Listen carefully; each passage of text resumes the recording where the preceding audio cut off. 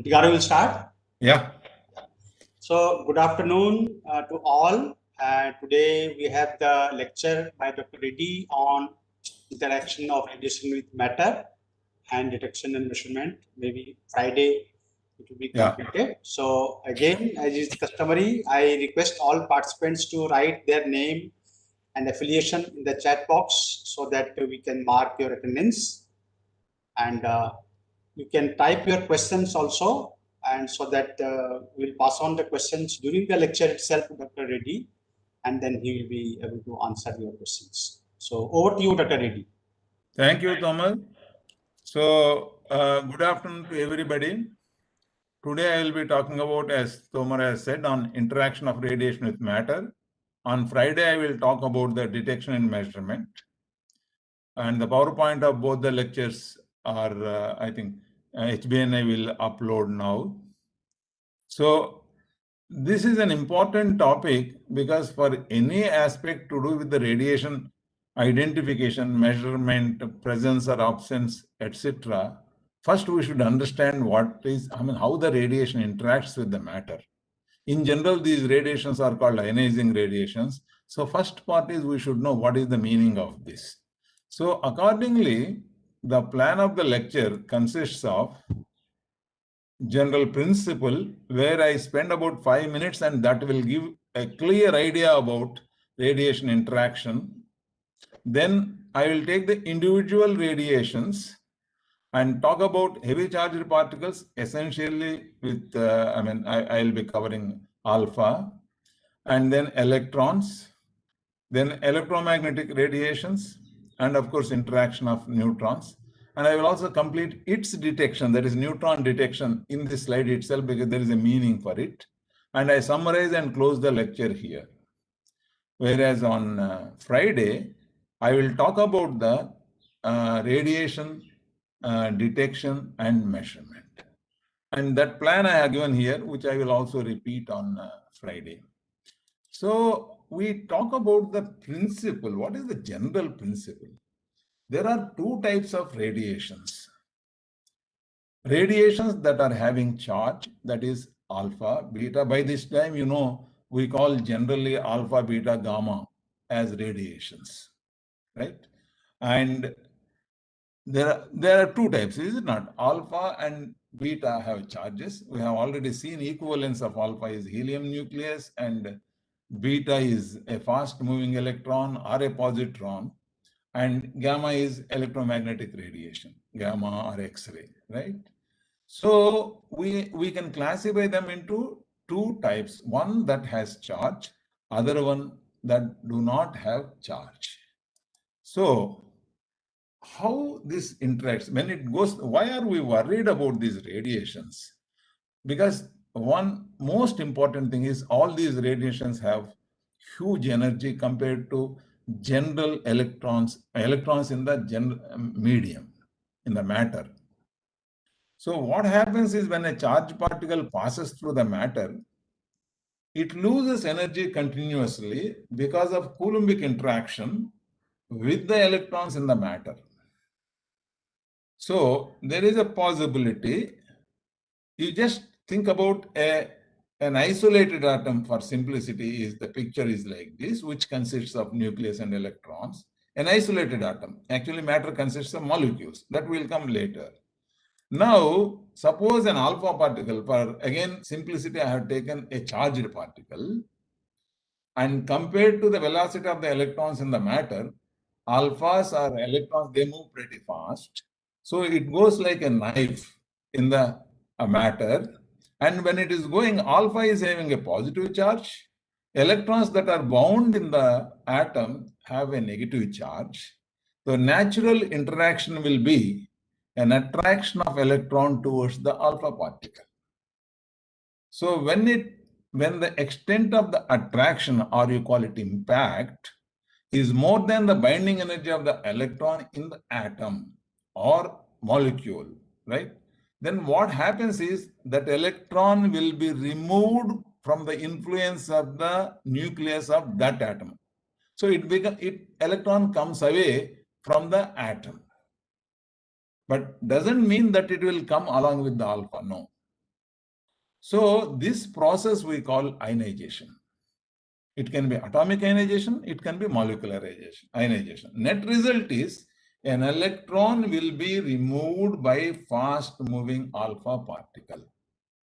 So when a charged particle like alpha moves through the matter, along the path, it will produce ionization.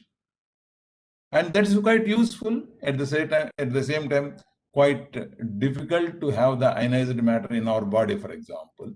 But it is very useful. We'll talk all these aspects as we move on towards the detection, how we can utilize them. This is very easy to understand, right? So suppose a beta particle is passing through the matter. You see, alpha, beta, gamma, everything we call ionizing radiations.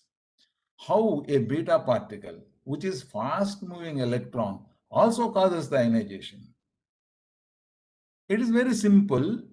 Electrons beta particles emitted by radioisotopes are having the energy somewhere around an average 0.222 MeV, which is quite high, and they come into the relativistic region velocity, their velocity if you compute.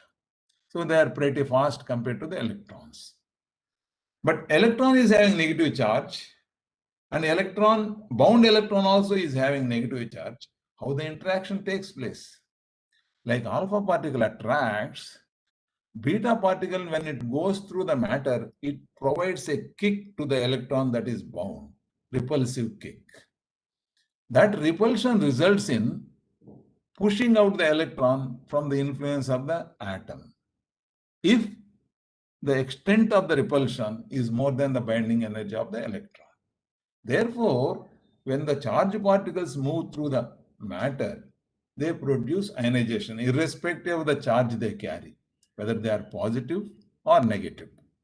Now, this is fine about ionization, but whenever you open a textbook, often you read when radiation passes through the matter, it causes ionization or excitation. What is the meaning of it? You think about this electron, what I have written here. Again, my picture is here already. You think about this, an electron is given, I mean, it gets an impact from the passage of the radiation. If the extent of the energy is more than the binding energy, it will be removed from the influence, it will be detached from the atom. But if it is not adequate to remove the electron, in other words, the extent of the energy transfer is less than the binding energy of the electron, then what happens? Electron gets that energy, the electron in the atom gets that energy, but that is not adequate for itself to get detached from the atom. But because of additional energy, it starts moving faster. When it is moving faster, then the orbit in which it is moving is not sufficient to keep it inside there. So it moves to the next orbit. What we call this? Excitation. So when the radiation passes through the matter, it will cause either ionization if the energy transferred from the electron from the charged particle to the bound electron is more than the binding energy, you get ionization. Otherwise, it results in excitation. This is very simple. Once it is clear, rest of things are very simple. Now we know that in nature, most of the matter is in the combined state, means in the form of molecules. When they are in the molecules, if the radiation passes through the matter, if it influences an electron, then it will result in either ionization, molecular ionization, or excitation. Suppose, for simplicity, let us imagine a diatomic molecule.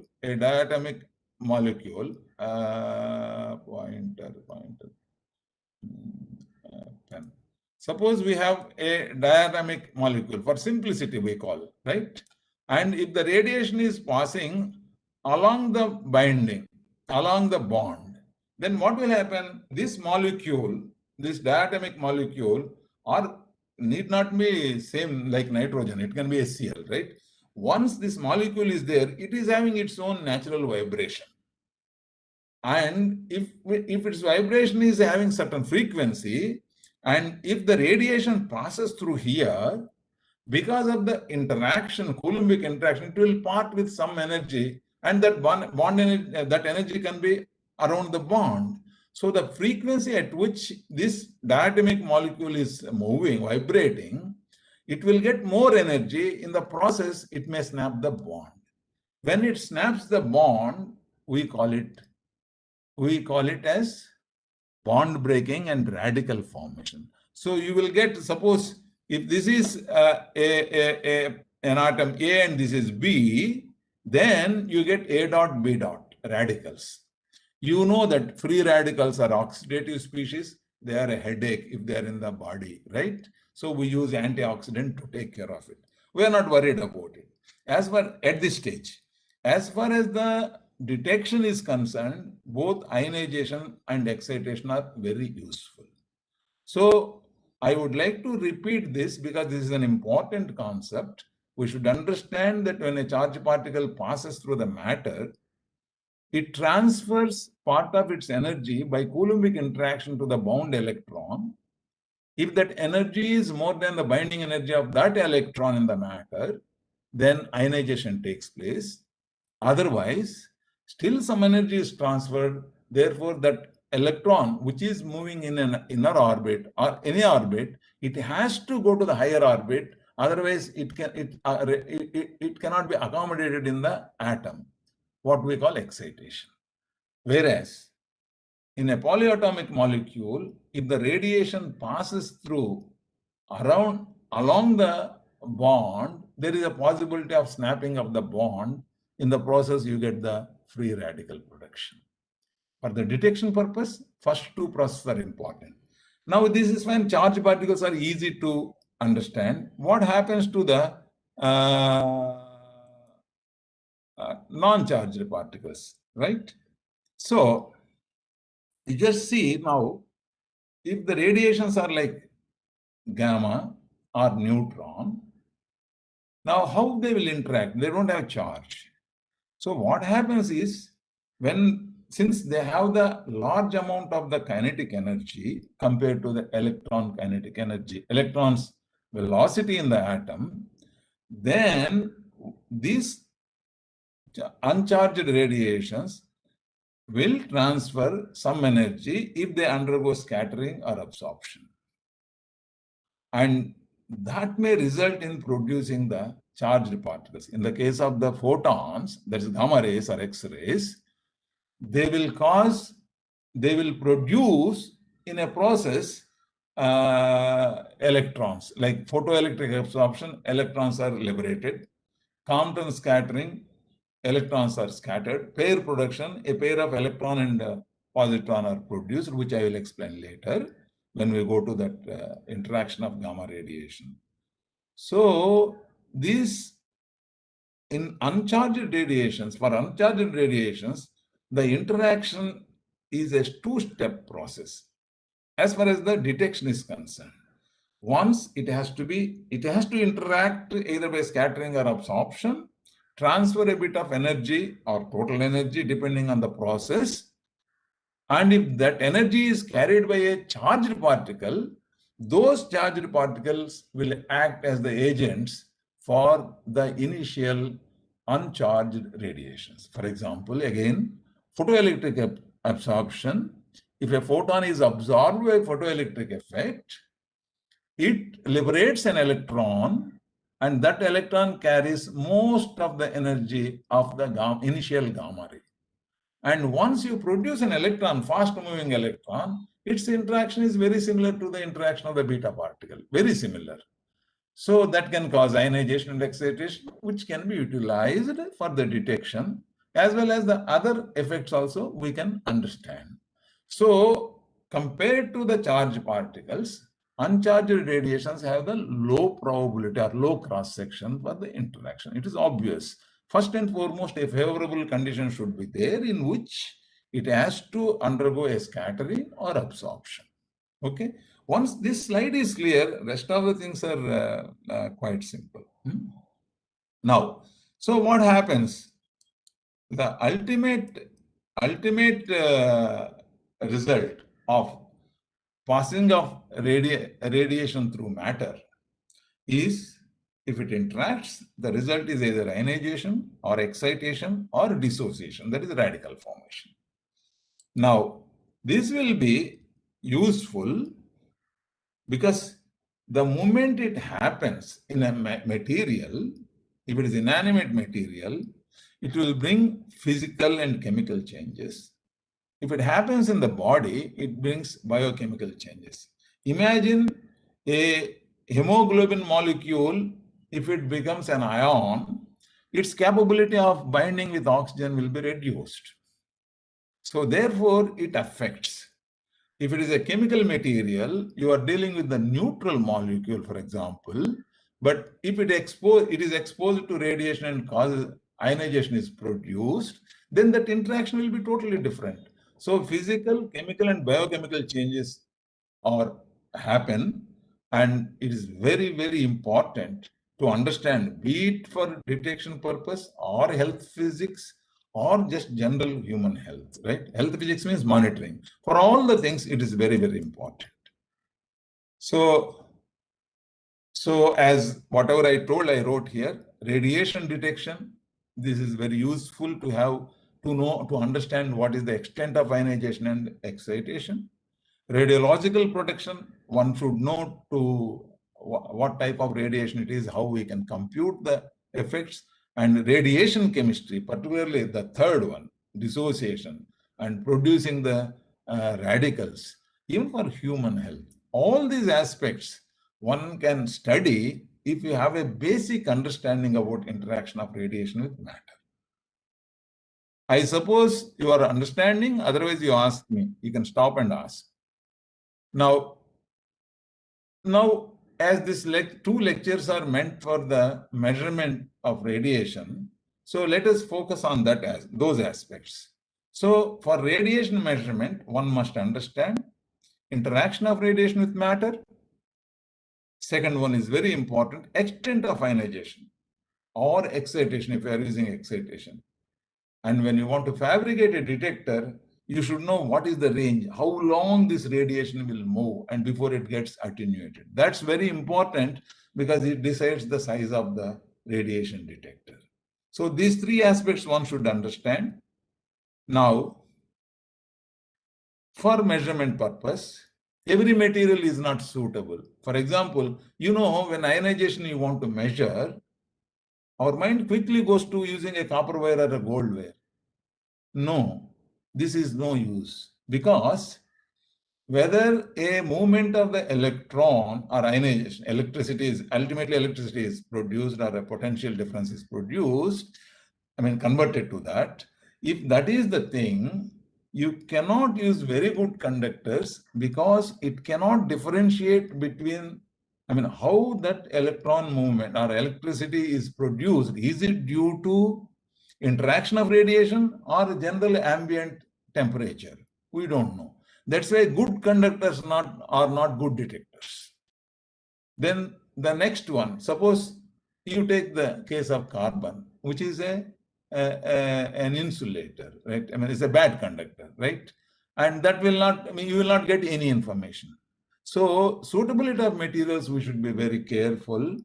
We should have the material which has a threshold, and definitely it should be a conductor also. That's why semiconductors or equivalent gas, etc., are very, very useful. We'll discuss them later.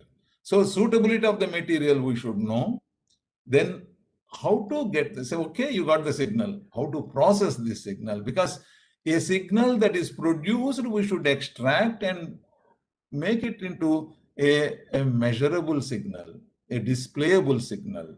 So signal processing is very important. Therefore, you need very good electronics because we are dealing with minute changes, and measurement methods over and above reproducible measurement methods we should have. We should understand the principles behind it. And of course, spectrum analysis. Last part I won't be covering because that will take a lot of time. And if you take up the nuclear science, obviously that you will learn first. So to have for radiation measurement, first we should understand the basics of the interaction. Then we should know about the materials, then a bit of electronics and measurement methods and spectrum analysis. So now you see, before we proceed further, we should have some idea about the ionizing radiations. Alpha, beta, gamma, etc. in general are called ionizing radiation because what I have told already explained. So there are heavy charged particles also, like besides alpha, proton, fission fragments. Fission process, I just mentioned about the energy liberated in fission. Process Dr. Tomar will cover. Source for them is actinide isotopes and nuclear fission process. Electrons, charged particles, they are charged radiations. They are produced in beta decay, in conversion electron process, that is a competing process to gamma D excitation. So auger electron or OJ electron, whatever way you pronounce, this is again a competing process for the X-ray emission.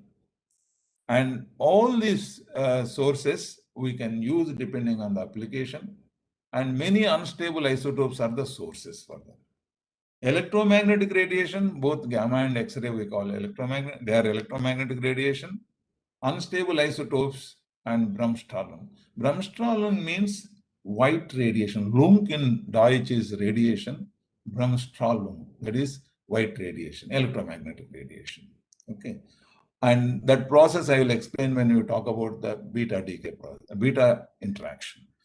Uncharged particles like neutrons, or again, you can club them in the ionizing radiations, and reactors, nuclear fission, and isotope sources are the sources for producing these radiations. We have to understand from the interaction that the ultimate interaction is the electrons, with the electrons, whether it is direct Coulombic for the charged particles or indirect two-step process for the non-charged radiations. The end interaction is with the electrons. Therefore, interaction probability is directly related to the atomic number and atom density, rho z or n z. I'll explain you when we go through it. Now, I told you in the beginning, we should know the ranges of ionizing radiations. For sure, this might have been covered by Tomar in the radioactivity.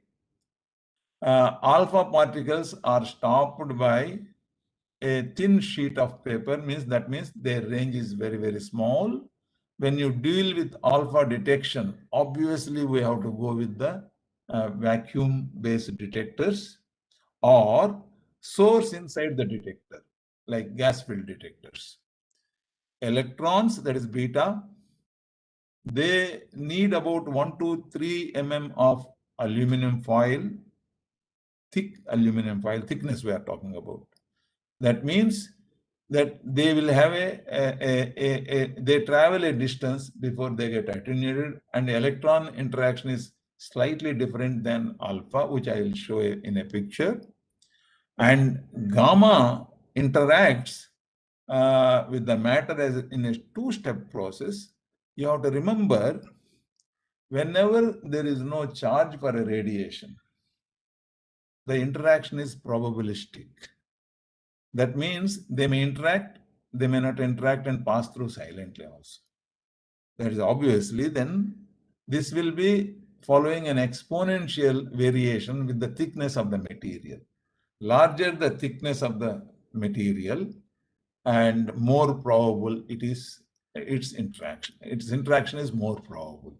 In fact, if you want to stop a gamma ray, particularly for shielding, when we work, we would not like to expose to gamma radiation of high energy. So you have to use about 10 to 15 centimeter thick lead. If it is an open class, I would ask you why. As I told you, the interaction probability depends on Z, because number of electrons it provides, and atom density. So a dense material like lead, which is having atomic number 82, is one of the most useful materials to use as shielding material to stop the electrons. That is between us and the source. If you remember, I don't wish that you should go to hospital. An X-ray operator in a government hospital, I am very particular, in a government hospital, they will be wearing a coat which has a thin layer of the lead. After all, X-rays have to be, a patient has to be exposed to X-rays to get the picture, not the operator. So operator has to be protected. So here the purpose of the interaction is to understand what should be the thickness of the shielding between the source and the operator and us. Suppose we do a chemical separation or a physics experiment. There is no need to expose ourselves to radiation. So we keep a shielding. Now, in the case of neutron again, it is uncharged radiation, ionizing radiation, but a two-step process. Again, this also depends on, this is also probabilistic. Therefore, I is equal to I0 e power minus mu t. The thickness comes into the picture. In this case, instead of mu, we put a cross-section probability for the absorption to take place. And you need a material that has higher absorption capability of neutron. The best material is, one of the best materials is hydrogen, because hydrogen is having one proton. It can happily accommodate another neutron to get converted to a deuteron. Though loosely bound, nevertheless, it takes care of the neutron. That is one. Number two, it will also be, see, it is equal mass to neutron on an average, 1 AMU approximately. So in scattering or collisions, a neutron can lose its energy or it gets moderated. For both the purposes, hydrogenous material is used. Another one is, of course, boron. Boron has a high cross-section, and so borated water also is used, either paraffin wax or borated water. In both the cases, hydrogen is available in abundance there. Okay, so these are the typical ranges. Accordingly, when one plans to fabricate a detector, we definitely should know what could be the size of the detector. Now, let us start one by one. Heavy charged particles, we will only deal with the alpha and proton, because fission products is a rare, very specified thing, right?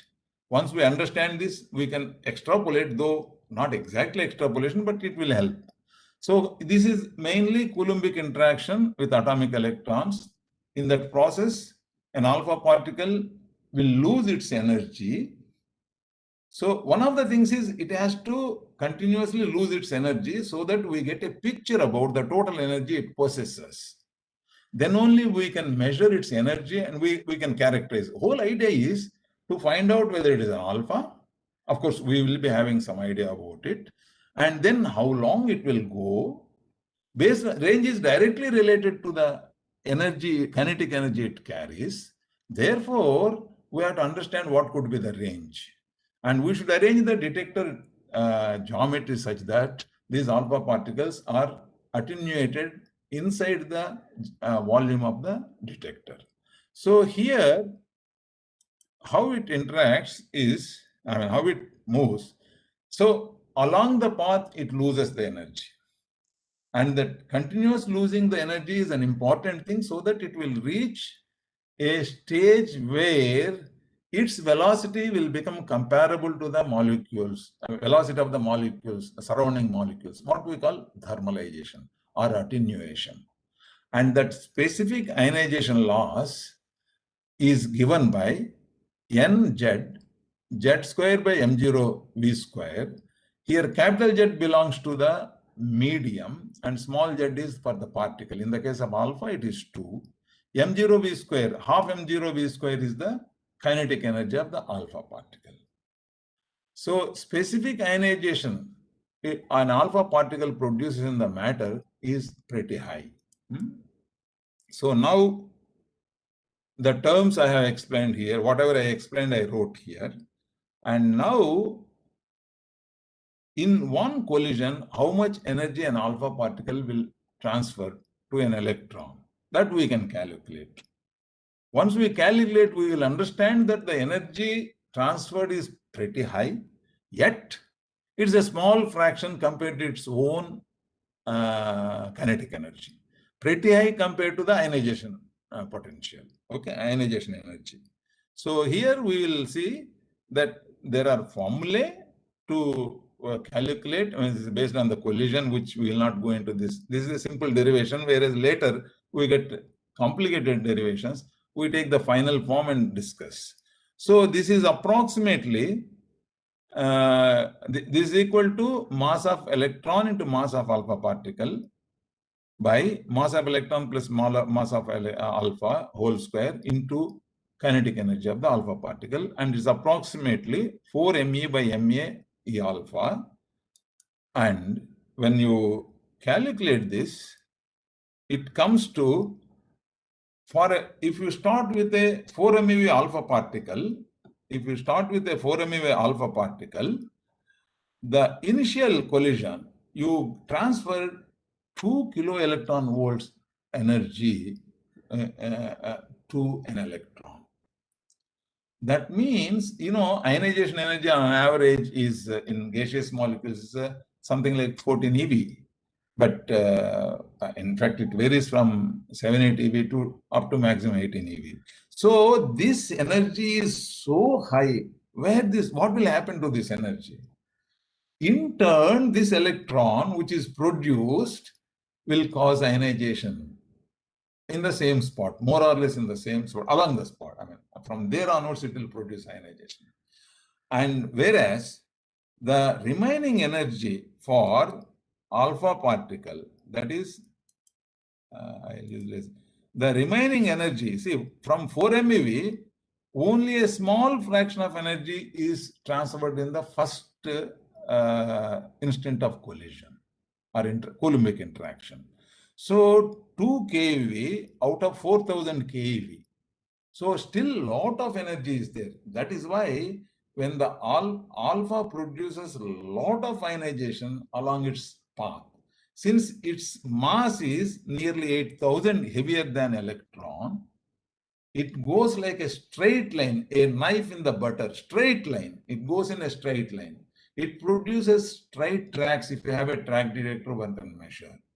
So it produces a lot of ionization, primary ionization, and subsequently to that, the secondary electrons that produces further ionization. What earlier days called delta rays, but it is just ionization. In the case of 4 MeV protons, the formula obviously mass is less. Therefore, the energy transferred will be more, and it will be about 8 keV in one go. Again, this 8 keV is much higher. Therefore, it will also produce secondary ionization.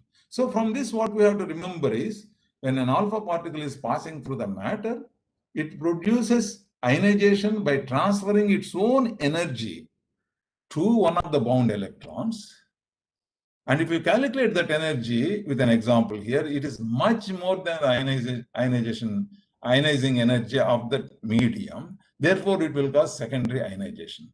But what we measure is, as far as the timing is concerned, our measurement is slower than the process of interaction. Therefore, we measure the entire charge. That's an important point you have to note. Okay. Now, this is the thing what I wrote. Very small fraction of energy is lost per collision, and particle undergoes many collisions before it comes to rest, what we call thermalization. You see, the paths look like this. But you see, one out of many, there is a backscattering. If you recollect Rutherford's experiment, this is the thing, what we call backscattering. right? Rutherford's backscattering. That's a nuclear collision. Whereas all others are collisions with the electronic. I mean, both are Coulombic collisions, but this one is more useful for our detection. This one has many good applications in characterizing materials. That's Rutherford backscattering. Okay. Now,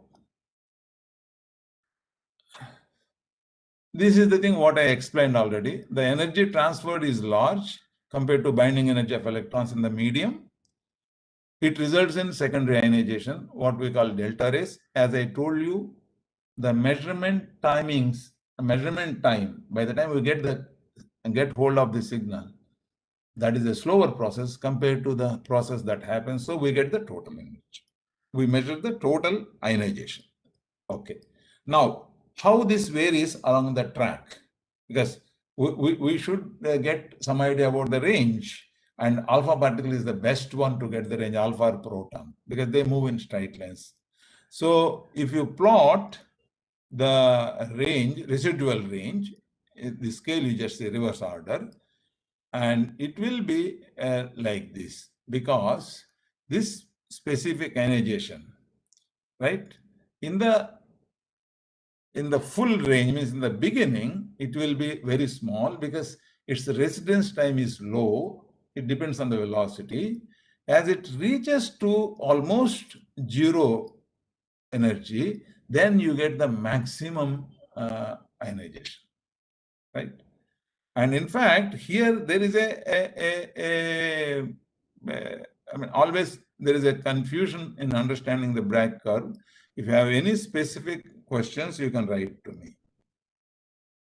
And here, if you plot relative number of density of alpha particles as a function of distance, nearly you get a constant value throughout because it is moving very fast.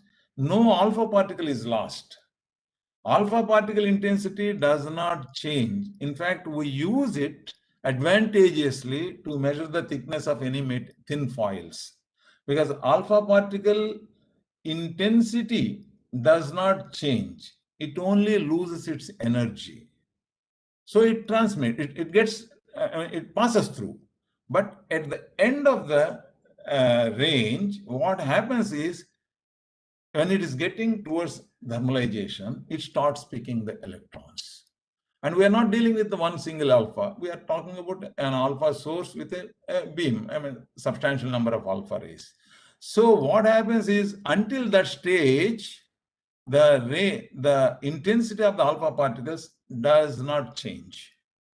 And at the end, once it starts picking up electrons, getting neutralized or thermalized, then it becomes helium gas atoms. At the stage, it starts falling off.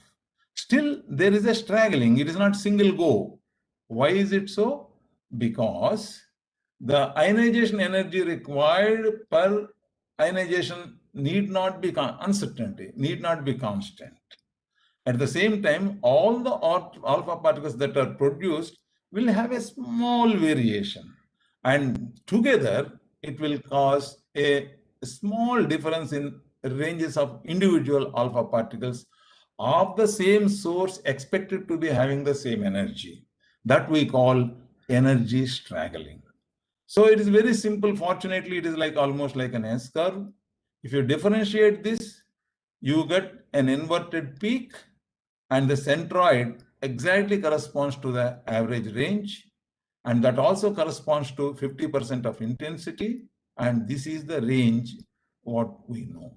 So always the detectors will have slightly bigger dimension than the range.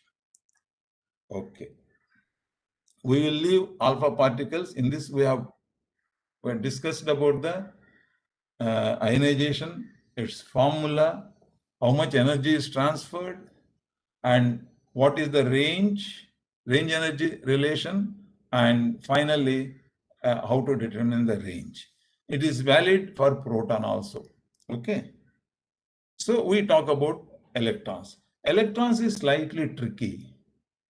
The electrons we are talking about in beta decay, and any fast moving electron, particularly beta decay we are talking about. the mass of an electron, moving electron, will be slightly more than the mass of an bound electron because of relativistic effect, right? But nevertheless, they are comparable.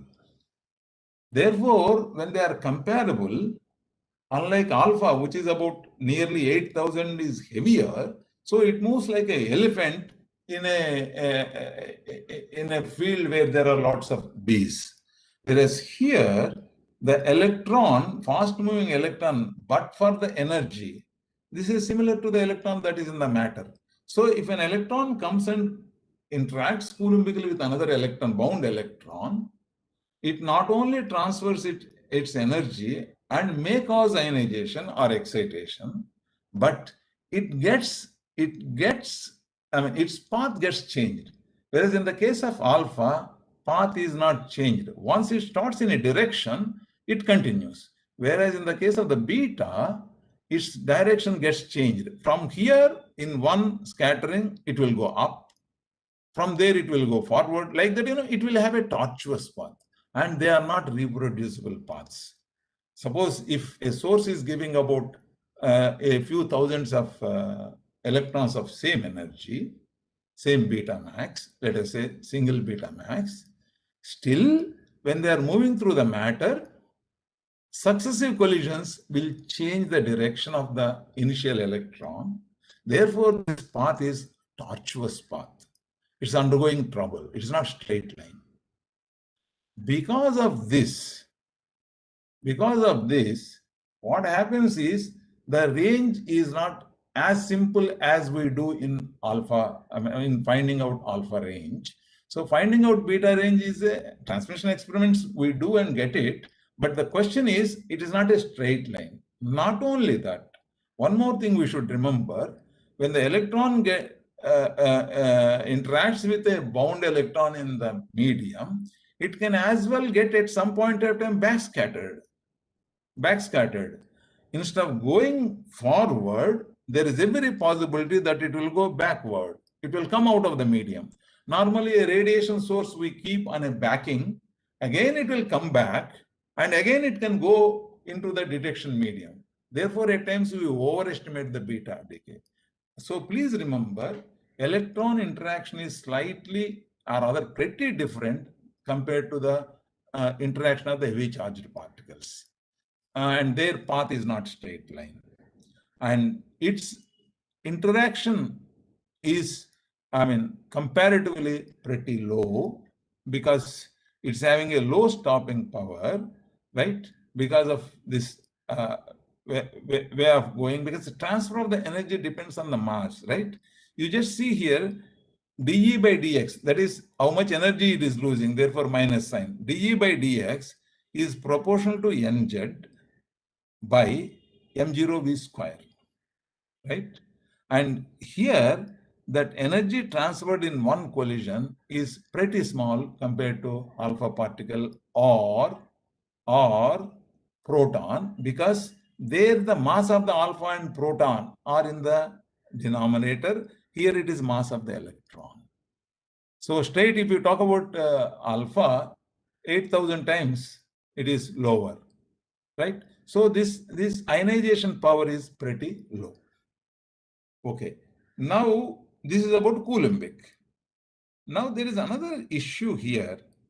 You see, when a charged particle is moving at high speed, you please remember that electrons of about 0.25 MeV, that is 250 keV, its velocity corresponds to 0.75 c. We have to consider the relativistic considerations.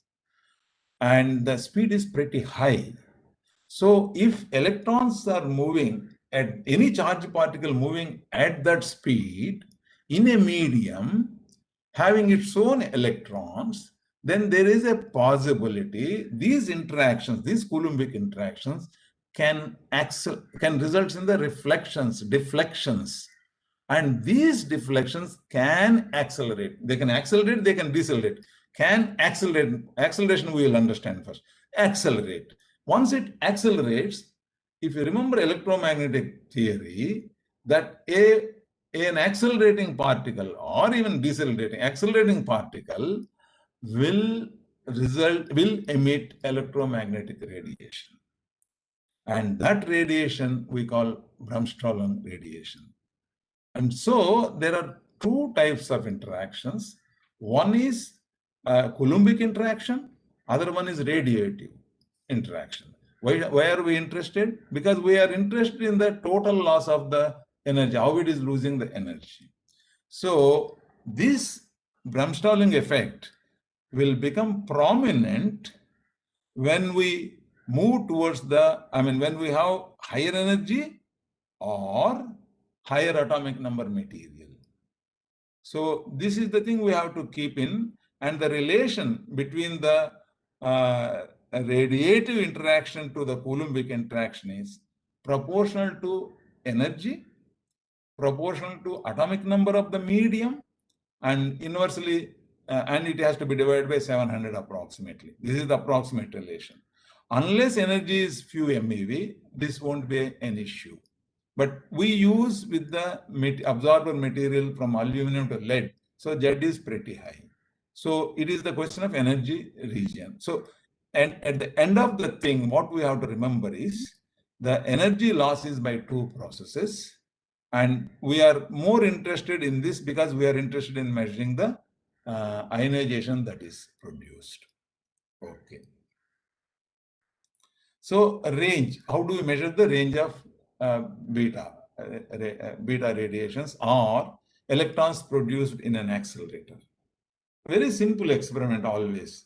You keep an absorber, you keep the source on other side, here you keep a detector and you measure the number of electrons that are coming out.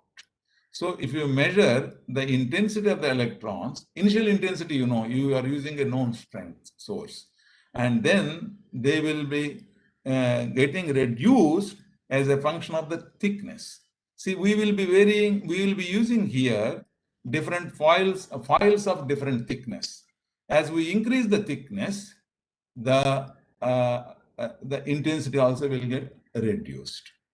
We are fixing the energy, fixing the initial intensity, then go on keeping an absorber in between the detector and the source and measure the intensity, take the ratio. One gets almost a curve like this. From this, we have to extrapolate it here by drawing a tangent. We get the range of the electron. And whereas if you talk about the beta decay spectrum, this bulging part gets averaged out, and we get on a logarithm scale straight line. Okay, so and our concern is generally measurement of beta spectrum and radioisotopes, betas from radioisotopes. So beta spectrum is like this, if you remember yesterday's class, and this with the absorber thickness, if you take on a logarithm scale, it comes as a straight line. That is exponential nature, right? So once we know the range, we can plan about the length of the length and volume of the detector. Okay, and here there are two aspects we have to remember while measuring a radioisotope strength, that is particularly intensity. We have to consider backscattering, which will enhance the counting intensity, because when it gets backscattered, if you remember the first slide of beta interaction, some of the electrons may get back from it will go back, and in the backing, they get again backscattered to move forward. There will be, if it is not scattered into the detector, that is a loss in the intensity. If it is scattered into the detector, that is gain. So that has to be, one has to do an experiment. There's something called Feather's plot. There is a way to do it. And in fact, in our training school, we used to do this experiment. We can calculate what could be the backscattering. And more importantly, this is a nuisance because some of the electrons that are produced in beta decay can be absorbed in the sample. Therefore, in most of the radiation measurements, not for gamma, for charge particle measurement, the source should be as thin as possible. We call it as infinitely dilute sample, infinitely small, thick sample. Very, very thin sample we have to make. In fact, we make either foils or we electrodeposit and make thin sources on, or rather molecular layer sources on backing. Now, as far as the gamma and alpha, which again gamma samples are concerned, there are some liberties. Still, ideally, if we have thin samples, they are the best. Okay. Now, okay. Now we talk about electromagnetic radiations. We leave the charged particles there, electromagnetic radiations. Let us recap what we have discussed in the first slide or second slide. For uncharged radiations, they have to undergo a scattering or absorption, that is the one step, and they have to produce the charged particles which will act as the agents. So it's a two-step process. So we have to see the materials that has higher probability for scattering or absorption. Then we think about the second part. There are mainly three processes by which gamma ray interacts. There are about 9 processes. We will not even list them. 3 processes are very important in terms of for measurement, and that in all these 3 processes, net result is electron is produced after interaction. And in some instances, like photoelectric effect, nearly full energy is transferred, but we can account for full energy. This is extremely useful for gamma spectrometry. But in the case of the Compton scattering, it's a nuisance because interaction will be continuous, so it creates background. But it also can be used in some cases if you are interested in finding out the intensity. In the case of pair production, the third part, in specific cases where you deal with the high energy gamma rays, that can be used profitably. Now, what are the 3 major things? Just now I spelled out: photoelectric effect, Compton scattering, and pair production. Now, what is photoelectric effect? The name, a photon is interacting with the matter. Again, for simplicity, I have taken an isolated atom. Ideally, isolated atoms, in reality, isolated atoms rarely exist other than gold and silver, right? They also often you see in combined states. Whereas, for simplicity, we take this case, an incident photon, which is shown as like this, interacts with the atom. Here, please remember, in some textbooks, they say it knocks off an electron. Sorry, wrong. The energy is transferred to the atom as a whole. Energy is absorbed. The full energy is absorbed. And that energy, in turn, is transferred to one of the bound electrons. If the energy permits, it will be to the most tightly held electron. So nearest electron to the nucleus, it will be transferred. But in the process, you spend binding energy of the electron. So nearly 99.9% of the energy is carried away by this electron as its kinetic energy. So photon is absorbed, an electron is produced, photoelectric absorption. And that electron will act as the agent for the photon. In the process, rest of the things, ionization, excitation, etc. That's all the process about this one. A photon interacts with the absorbed atom and disappears completely. An electron is emitted from the bound shells. And the energy transferred to electron as kinetic energy is h nu, that is the energy of the photon, what I have written as E, and binding energy of the electron. And what happens to the remaining energy, that binding energy? That in turn, it is creating a vacancy in the innermost orbital. Therefore, immediate electron, next electron will come, if you remember Bohr's theory, occupies this and an X-ray is produced in the same site.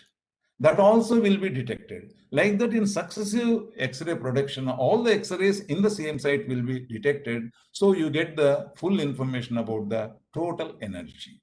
So photoelectric absorption is full energy signature of the gamma ray and very useful, as I told you.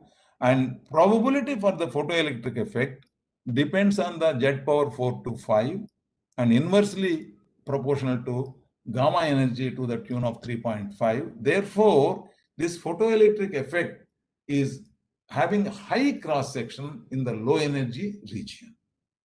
Okay, and also it has a better cross section when you move to the high Z materials like lead. But like lead is useless as far as the detector is concerned, but it is extremely useful as a shielding. Now let us understand Compton scattering. Compton scattering is, by the name, Compton is the discoverer, scattering. It's a process in which a photon moving with an energy E, which is equal to h nu, and that will interact directly with a loosely bound electron. And compared to the velocity of this bound electron velocity is almost negligible relativistically. And therefore, it is like a collision, as if this photon is colliding with the electron. In the process, it sets the photon into motion and at the expense of its own energy. So photon energy will be reduced. The difference between h nu and h nu dash is transferred as the kinetic energy. And it will be, compared to original direction, this photon gets scattered and also electron will be in the opposite direction. From kinematics, we can derive a relation. More importantly here, this is the relation. Important thing is it can have, that angle can vary between 0 to 180. Therefore, the energy transfer, which is h nu minus h nu dash, is not constant. It can vary between 0 to almost h nu minus 255 EV, 255 EV. Yeah. So this energy is not full energy transfer. Moreover, it is not unique energy. Therefore, it gives signal because electron is set into motion with different energies. So therefore, it can provide the signal in from 0 to h nu minus m0 e square by 2. And that is 255 keV. So for example, if you talk about 2 MeV photon, you get the signal from 0 to up to 1745 keV, which will be a nuisance or essentially is a background. So we often use detectors in such a way that we can reduce this Compton, what we call Compton suppression detectors. If I get the time, I will show you a photo in the next class. So this is actually a nuisance most of the times, okay? So probability for this Compton scattering is directly proportional to the Z. It's a botheration and inversely proportional to the energy. It remains for quite some time. It has a definite probability. Because of the angle can be between 0 to 180, you get variety of values, as I told already. So let us move quickly to the pair production. Probably I have to close there. Saibal? Oh, Saibal is not there. Yes, I'm here. Yes. So I can take 3-4 minutes. Yeah, sure. Please. So, Don't worry. Please go ahead. Okay, I have only 3 slides, and if I can complete that is great. Otherwise, I can stop. Pair production. This is an important concept. Another important concept. Yeah. In this process, a photon of h nu, it interacts and it can produce a pair. If you remember, yesterday I was mentioning, it can produce an electron and positron simultaneously, right? So how it happens? Like you have electrons occupying positive states, antiparticles, positrons occupy negative states. Without going into details, to bring that to the detachable state, you need about twice the rest mass energy. So if that is equal to 1.012 MeV, if you have that energy, a photon, this is a possibility that it can produce a pair. Imagine you have 2 MeV energy. Where it goes, remaining energy? remaining energy will be shared by two particles that are produced, pair, electron and positron. And why electron is liberated along with the positron? For charge neutrality. Charge has to be conserved. If a positive charge is produced, a negative charge has to be produced. And at the point of production, right, both that pair at the point of production, they move in opposite direction for conservation of the momentum. And while they are moving, that excess energy they share equally. That's suppose 2 MeV energy is there, 2 MeV minus 1.02, that is minus 2 m0c square, and that excess energy equally shared by both the electron and positron. So what is happening? An electron is absorbed, two charged particles are produced with kinetic energy. So they are in motion. Once the particles are produced and they have energy, they will interact coulombically. They produce ionization and excitation. So they will also act as the agents for the interacting photon. So particularly when you deal in astrophysics, where you deal with few MeV to tens of MeV gamma rays, there it is extremely useful. Rather, it is the only method to detect. But here, what is happening to that 1.02 MeV, whatever is gone, for liberating a positron? And that energy also, when, see, two masses are produced, is it not? When a positron is moving in the medium where there are lots of electrons, the electron pair which is produced, the pairing electron goes in the opposite direction. But this positron moving in the medium where there are lots of infinite number of, it's a sea of electrons. If it picks up an electron, and that will get annihilated and will produce 2 gamma rays of 511 keV, equivalent to rest mass energy. Therefore, entire energy is accounted, right? And that photon can undergo again interaction. In the process, you can at times get the full energy signal. But in pair production, if you are using as for detection purpose pair production, normally the escape peaks are used. That I will tell when we go to the gamma ray detection. We will leave it at this stage. Then the annihilation process is pair production is a process in which a photon of high energy, definitely more than 1.02 MeV, that is twice the rest mass of energy, it will undergo interaction by total absorption of that. It disappears in a nuclear field. That's very important. So nucleus is there, right?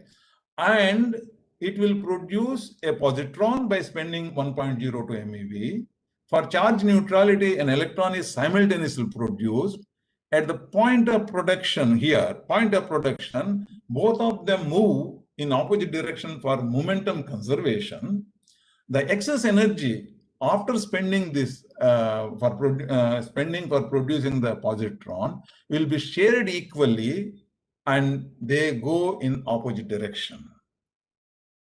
And so in the process, you are getting two agents. Okay. So two-step process. Now, that is the thing what I have written, whatever I have told. Threshold is this, and then this also I explained you. And probability is directly proportional to Z square, and it rises sharply with the gamma energy, very sharply. So these three processes together, see, please remember one thing. Whenever gamma interaction takes place, you have to remember that same gamma ray will not undergo all the processes.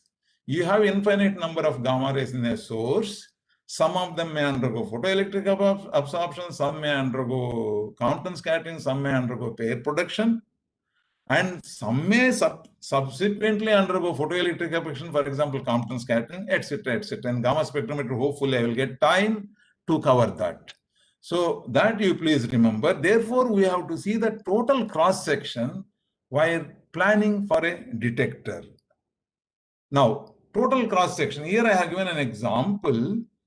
In sodium iodide, which is a very good material for gamma spectrometry till recently, even now we use, if you plot photon energy versus the total cross-section of the three processes, mu is the sum of the photoelectric cross-section plus Compton scattering cross-section plus pair production cross-section. the individual cross-section photoelectric is like this. This is obviously edge, means it is matching with the binding energy there for the K electron. Now, this is Compton scattering, which varies along the energy. And this is pair production. There is a threshold, then it starts shooting up as you go to higher energy. But normally in gamma spectrometry, our energy varies between 0 to 2 MeV normally, but it rarely crosses 4 MeV, right? And therefore, we have to think about this region, how to make a detector. So pair production is not a big issue, okay? So once you know when you add all this photoelectric cross-section, Compton cross-section, and pair production cross-section, you get a total cross-section like this, and this decides the stopping power of the gamma rays and therefore the detector dimension. With this, gamma interaction is over. If you have patience for 5 minutes, I'll just tell about neutron and close it. Again, neutrons is this doesn't have a charge, so it is a two-step process. For neutron detections, one of the beauties is that the material is chosen such that it will act as a moderating medium. Why moderation is required, I will tell. And also a nuclear reaction material, so that representatives like charged particles are produced, and then that medium also can be used as the detector, right? So why neutrons have to be moderated is very simple. Faster neutrons in general have a lower cross section and therefore reduce its energy. That's called moderation. Whereas if you talk about our exam system, moderation means increase the marks. Now, and you have to choose a material where it facilitates a nuclear reaction with neutron. Product should be charged particle, proton, alpha, fission, and of course, this is a scattering process which we'll leave at this stage, right?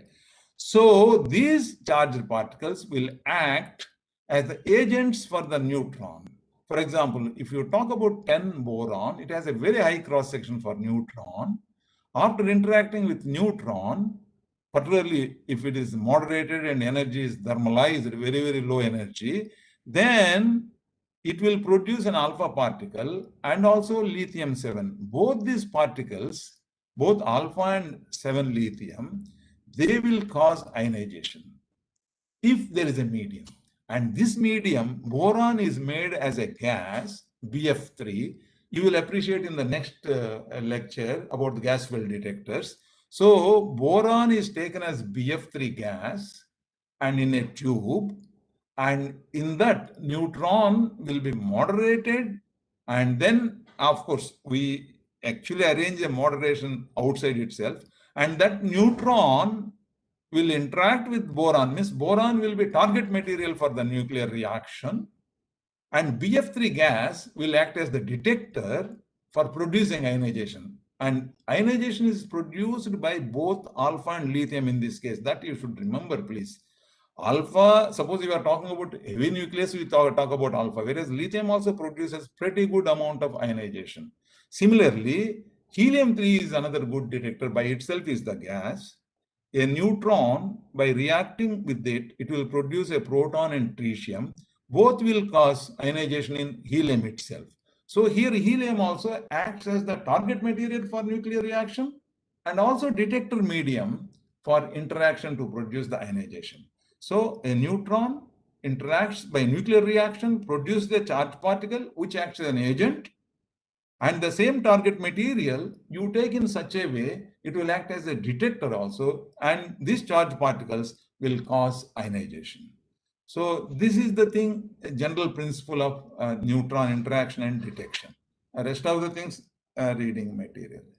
So essentially, we use BF3 gas, and there we keep here ionization produced by both these we measure.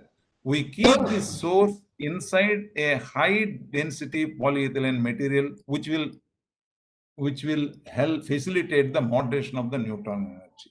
And with that, I summarize. Summarize is self-reading. Sorry for overshooting the time. Alpha, beta, gamma causes ionization, excitation, dissociation in the matter. They pass through. It causes ionization or excitation, which are useful for detection. It also can produce the radicals.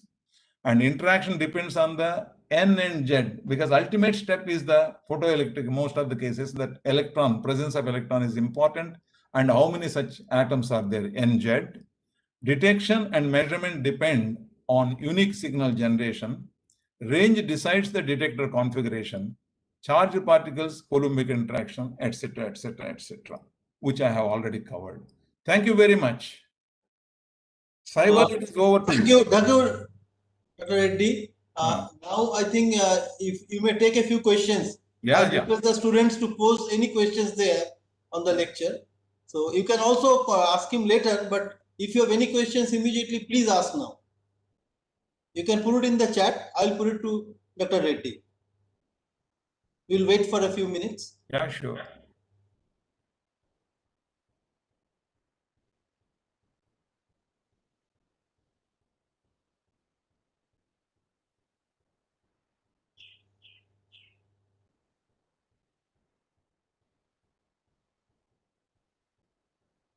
Yes, anybody? Please type it in the chat. Yeah, there is a question already somebody wrote. How yes, beta particles get accelerated? Okay, okay. I am looking at it WebEx. So if you have seen, please.